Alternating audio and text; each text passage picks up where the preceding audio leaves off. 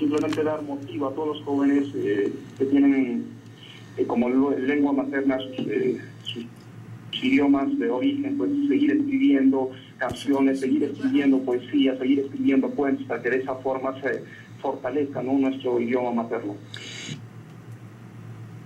En esta canción se nota que la poesía es lograda, tiene ritmo y contenido. En todo caso, también se nota seguridad. ¿Tú crees, hermano, que cada vez más gente ya está perdiendo los complejos de ser quechua, complejos de hablar su lengua nativa, o todavía es muy lento este renacer?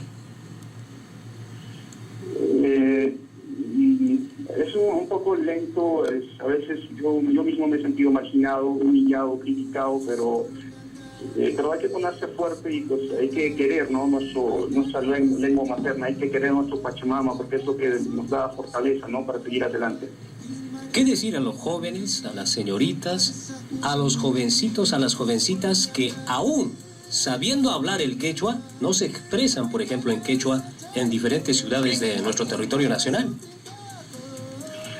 A ver, ¿qué decir? Que no tengan miedo, que expresen lo que son, que sean reales. O sea, en quechua les diría, ama huayticuna pengacusuncho. Ama pengacusuncho. Cosas can renacusun ronasininchisaca. Kalpayki kashanchu wayqi kay hipa watakunapi hina astawan ashka takikunata ruwanaykipaq chiqirichinaykipak.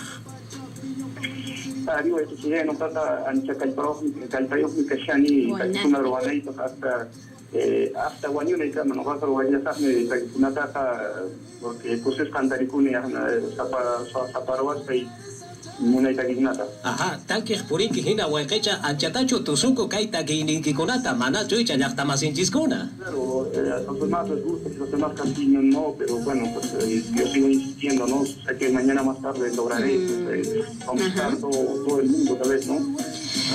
Arichaina Toray Frank Pineda Peralta Chapas Han Hatun Aypaikunata Aypari Ananchaiki Ancha Sumakta Sungurunchismanta Pacha Hilata Kunay Chajarike Ñujan Chikpas Kajlatacha Jespeka Cheson Urima Kuikunata. Ya volvemos en breves. Kutare Pawa.